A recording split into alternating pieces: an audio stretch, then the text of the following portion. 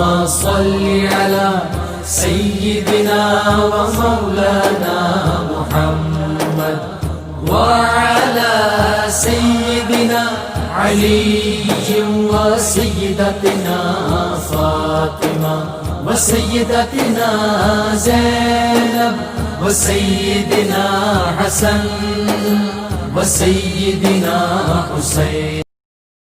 اعوذ باللہ من الشیطان الرجیم. بسم اللہ الرحمن الرحیم. الحمد للہ رب العالمین والصلاة والسلام علی اشرف الانبیاء والمرسلین واہل بیتہ الطیبین الطاہرین المعصومین. اما بعد. سورہ مبارکہ مائدہ آیت نمبر 69 سے آیت نمبر 75، 69 سے 75. ارشاد پروردگار ہوتا ہے ان الذین آمنوا، یقیناً وہ لوگ جو ایمان لائے، والذین ہادو، اور وہ جو یہودی ہیں، والسابعون، اور وہ جو سابعین میں سے ہیں، جس کی ایک تشریح ستارہ پرست سے کی گئی کہ جو اسٹار ورشپرز ہیں، والنصارى، اور نصارہ یعنی کرسچنز. من آمن باللہ والیوم الآخر، جو بھی ایمان لے آیا اللہ پر اور آخرت کے دن پر، وعمل صالحا، اور جس نے اعمال صالحہ کو انجام دیا، فلا خوف علیہم ولا هم یحزنون، تو نہ ان کے اوپر کوئی خوف ہوگا اور نہ ہی انہیں کوئی غم ہوگا. خوف کا تعلق مستقبل کے ساتھ اور غم کا تعلق ماضی کے ساتھ. تو سمجھنے والی بات اور سمجھانے والی بات ہے وہ یہی ہے کہ کسی خاص علاقے کا ہونا، کسی خاص گروہ میں ہونا انسان کو نجات کا حقدار نہیں بناتا. اگر ایک شخص صحیح عقیدے کو ایمان کی صورت میں قبول کر لے اور صرف دعوے کی حد تک نہ ہو، لیٹر اور اسپرٹ میں ہو، تو پھر اس کا نتیجہ یہ نکلے گا کہ پھر پروردگار عالم کی طرف سے اسے نجات مل جائے گی. اگر وہ ماضی میں یہودی بھی رہا ہوا ہے کوئی بات نہیں، اگر وہ ماضی میں ستارہ پرست رہا ہے کوئی حرج نہیں، اگر ماضی میں وہ کرسچن بھی رہا ہوا ہے کوئی بات نہیں. یہ تمام تر نظریات غلط ہونے کے باوجود اگر اب وہ توبہ کر لیں اور ایمان صحیح کو قبول کر لیں اور اس کا نتیجہ یہ ہو کہ وہ اعمال صالحہ کی طرف بھی آ جائیں، تو پھر مستقبل ان کا محفوظ ہو جائے گا اور ماضی میں کی گئی غلطیوں کے بارے میں نہیں پوچھا جائے گا، ان کو معاف کر دیا جائے گا. اس میں عمل صالحن کا جو استعمال ہے، لفظ ہے، یہ خود بتا رہا ہے کہ عمل فقط ہونا کافی نہیں ہے جب تک وہ عمل صالح نہ ہو جائے. تو خود ساختہ اگر کوئی نیکی ہے اس کا کیا وزن باقی رہ جاتا ہے؟ عمل صالح اسی صورت میں عمل صالح بنے گا جب پروردگار عالم کے حبیب صلی اللہ علیہ وآلہ وسلم کی بیان کردہ تعلیمات کو قبول کر لیا جائے. تو اب اس کا نتیجہ یہ نکلا کہ نبوت کا مفہوم خود اس کے اندر یہاں اس طرح سے موجود ہے، اور دوسری آیتیں تو مزید اس کی وضاحت کر دیتی ہیں. سورہ بقرہ میں بھی غالباً آیت نمبر 62 میں یہ مضمون تھوڑے سے فرق کے ساتھ آیا ہے، اور وہاں پر بھی اس حوالے سے گفتگو کی گئی ہے کہ پلورلزم کے اس فاسد نظریے کے اوپر اس سے استدلال کرنا درست نہیں ہے. اس آیت میں بھی واضح اشارہ موجود ہے، اور دیگر آیتیں اس سے پہلے بھی ہم کئی مرتبہ پڑھ چکے اور مزید آگے بھی آئیں گی. یفسر بعضہ بعضا، قرآن کی ایک آیت دوسری آیت کی تفسیر کرتی ہے. آگے ارشاد ہوتا ہے لقد اخذنا میثاق بنی اسرائیل، ہم نے بنی اسرائیل سے وعدہ لیا تھا، میثاق لیا تھا، عہد و پیمان لیا تھا. وارسلنا الیہم رسولا، اور ان کی طرف ہم نے رسولوں کو بھیجا. کلما جاءہم رسول، جب بھی ان کے پاس رسول آئے اور انہوں نے وہ باتیں کی بما لا تہوی انفسہم، جو ان کی غلط خواہشوں کے موافق نہ تھیں. فریقا کذبوہ فریقا یقتلون، تو ان میں کے ایک گروہ نے ان رسولوں کو جھٹلا دیا اور ایک گروہ نے ان کو قتل کر دیا. اگر آپ غور کریں تو ایک بہت بڑا مسئلہ یہی ہوتا ہے کہ انسان اپنی خواہشات کا اسیر ہو کر حق اور حقیقت کو قبول کرنے سے انکاری ہو جاتا ہے. ایک انسان ہے، وہ مال کو جمع کرنا چاہتا ہے، رسول آ کر کہیں کہ زکوٰۃ نکالو، خدا کی راہ میں خرچ کرو، یہ خواہش کے خلاف ہو جاتا ہے. ایک انسان ہے، اگر وہ خواہش کا اسیر ہو جائے تو وہ نکاح کی پابندی کو کیوں قبول کرے گا؟ پھر تو وہ ہر طرح کی عیاشی کو جائز بتانے والے دین کو پسند کرے گا. رسول ظاہر ہے کہ یہ نہیں کر سکتا. تقویٰ کا لازمی تقاضا یہی ہے کہ انسان اپنے نفس کو کنٹرول کرے. تو جو تعلیمات وہاں سے آئیں گی ان کے اندر انسان کو اپنے نفس کو کنٹرول کرنا پڑے گا اس پر عمل کرنے کی صورت میں. اور یہ چیز جب اسے گوارا نہیں ہوتی ہے تو وہ جھٹلانے پر بھی آمادہ ہو جاتا ہے اور بیان کرنے والے کو چاہے وہ رسول ہی کیوں نہ ہو قتل کرنے کے لیے بھی تیار ہو جاتا ہے۔ یہ خواہشات کی پیروی اور خواہشات کا اتباع ہے، اور اس طرح کی خواہشات کی پیروی انسان کو حق اور حقیقت سے دور کر دیتی ہے۔ وَحَسِبُوا أَن لَّا تَكُونَ فِتْنَةٌ، اور انہوں نے یہ سمجھا کہ ان کو کوئی سزا نہ ملے گی۔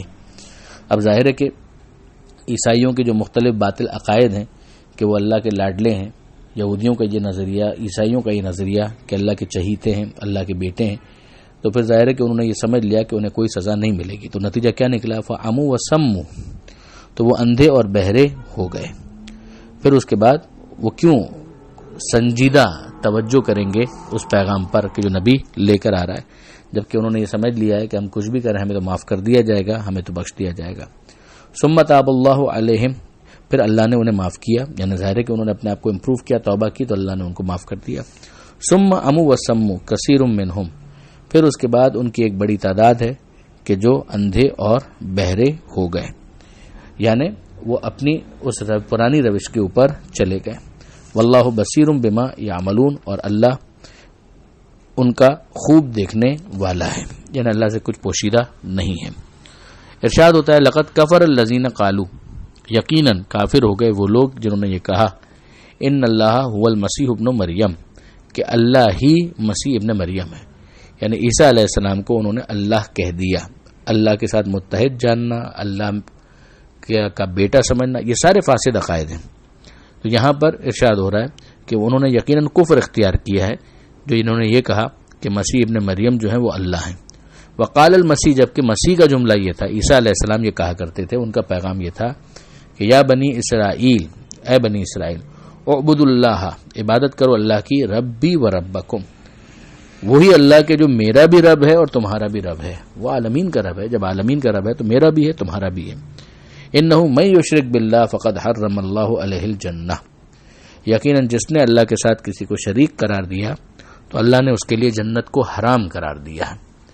یہ آیت بہت اہم ہے اور ہلا دینے والی ہے، اور پروردگار عالم کی طرف سے واضح وارننگ ہے کہ خدا کسی کو شرک کرنے کے بعد وہ بھول جائے کہ وہ جنت کے اندر داخل ہو سکتا ہے۔ تو عیسائیوں کو بھی اپنے غالیانہ عقائد سے توبہ کرنا ہوگی، اور معاذ اللہ اگر کوئی نصیری ہے اور مولا علی علیہ السلام کو خدا یا خدا کا شریک سمجھتا ہے تو اس کو بھی اپنے عقیدے کے اوپر نظر ثانی کرنا ہوگی۔ وَمَأْوَاهُ النَّارُ، ایسوں کا ٹھکانہ پھر جہنم ہے، جہنم کی آگ ہے۔ وَمَا لِلظَّالِمِينَ مِنْ أَنصَارٍ، اور ظالموں کا پھر کوئی مددگار نہیں ہے۔ لَقَدْ كَفَرَ الَّذِينَ قَالُوا، یقیناً کفر کیا ان لوگوں نے جنہوں نے یہ کہا ان اللہ ثالث ثلاثہ، کہ اللہ تین میں کا ایک ہے۔ In the name of the father, the son and the holy ghost, یہ جو عقیدہ ہے اس کو بھی اسلام کفر سے تعبیر کرتا ہے۔ وَمَا مِنْ إِلَٰهٍ إِلَّا إِلَٰهٌ وَاحِدٌ، حالانکہ کوئی خدا نہیں مگر ایک اکیلا خدا۔ وَإِن لَّمْ يَنْتَهُوا عَمَّا يَقُولُونَ، اور اگر یہ لوگ نہ رکے اس سے جو یہ لوگ کہتے ہیں، لَيَمَسَّنَّ الَّذِينَ كَفَرُوا مِنْهُمْ عَذَابٌ أَلِيمٌ، تو اس کفر پر ان میں سے جو برقرار رہیں گے انہیں دردناک عذاب پہنچے گا۔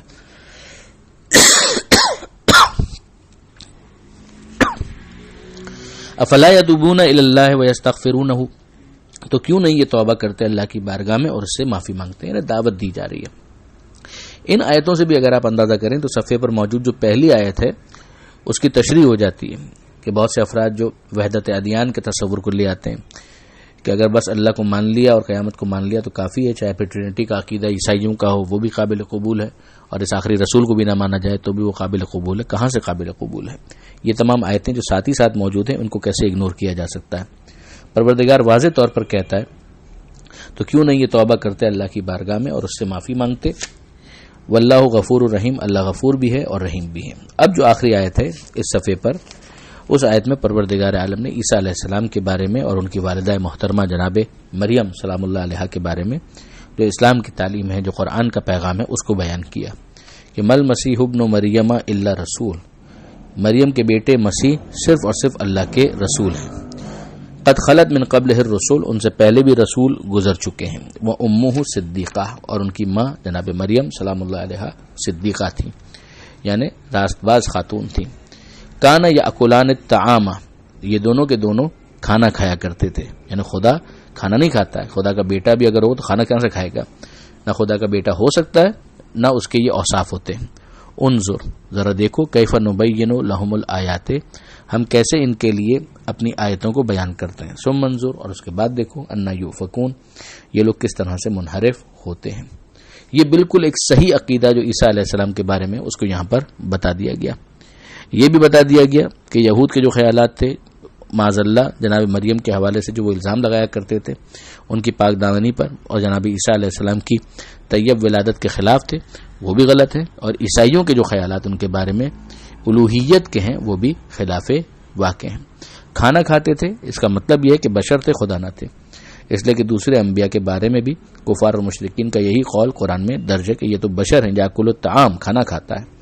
بس جیسے انبیاء اور مرسلین تھے، وہی صورت جناب عیسیٰ علیہ السلام اور ان کی والدہ کی بھی تھی کہ وہ بشر کے ماورا کوئی چیز نہ تھے، ہاں انسان ہوتے ہوئے عام انسانوں سے بہت ممتاز تھے، نبی ہونے کی وجہ سے، جناب مریم سلام اللہ علیہ صدیقہ ہونے کے اعتبار سے کہ پروردگار عالم نے ان کو چن لیا تھا۔ تو انسان ہونے میں ممتاز ہونا یہ ایک اضافی صفت ہے کہ جو پروردگار عالم کی طرف سے ان کے استفاء کے اوپر بہت اہم دلیل ہے، بہت ہی اہم دلیل ہے۔ پروردگار عالم سے دعا ہے قرآن مجید سمجھنے اور اس پر عمل کرنے کی توفیق عطا فرما، اور وارث قرآن امام زمانہ کے ظہور میں تعجیل فرما۔ وآخر دعوانا ان الحمد للہ رب العالمین، والسلام علیکم ورحمۃ اللہ وبرکاتہ۔